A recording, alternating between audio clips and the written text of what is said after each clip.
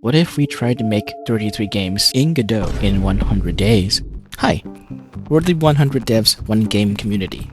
All of this started out with a crazy pitch. What if 100 random developers on the internet organized to work on a single game? I guess fundamentally, I'm just describing a game jam, but we're gonna ignore one of its defining elements, the competition. No pressure. God, I wish that were true. To put it simply, our community aims to be a place where developers from all walks of life can come together to make games for fun. Of course, the catch is that we want as many developers as possible to work on each and every part of a game, so that, let's say in a hypothetical scenario, one person could contribute a tiny amount of effort into a large and collective final product. It is all for fun though, so nothing's going to go on sale or anything. Every game that we make will be open source under the MIT license, with all the assets being licensed under the Creative Commons Attribution Non-Commercial Share-alike 4.0 International license.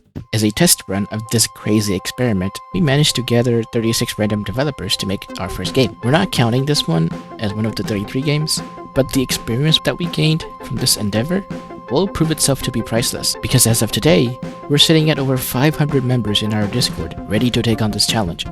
In spite of me telling you this, we think we could use more help. The more the merrier. The link to our Discord is in the description, along with our other socials. Please behave in the chat rooms. You can also check us out on itch.io and our project in the Jam section.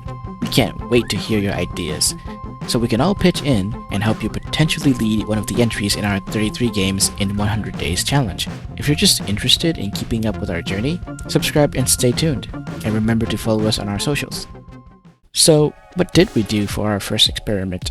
The original goal was to get 100 developers to work on one game in bits and pieces. The idea was to split everybody into teams that would independently work on one major aspect of the game, while an overarching setting was kept in mind. Deliberations ensued, and one central idea was eventually agreed upon. We were going to make an incremental minigame player, and the teams would make one minigame each. But remember, people are free to contribute to whatever project they want. With this idea came one obvious concern.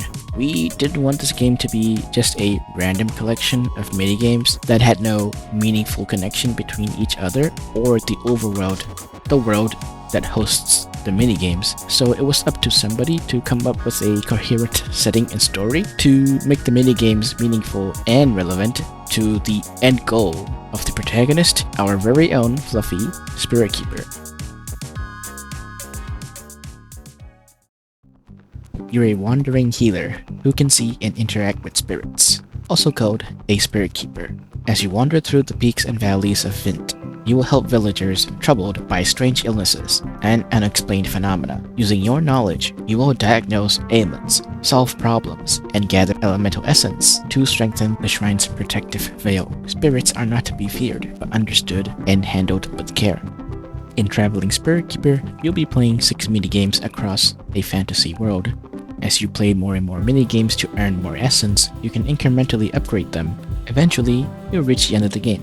Of course, for all of this to come to fruition, people had to come up with these games, and in doing so, a lot of fun was had and a lot of experience was gained. By the time this video goes up, we might be releasing the first game in our 33 game challenge. If not, well, give us some time. We're working on it. Thank you for watching, and before you go, here are some quotes from the 36 developers that contributed to making Spirit Keeper. Enjoy!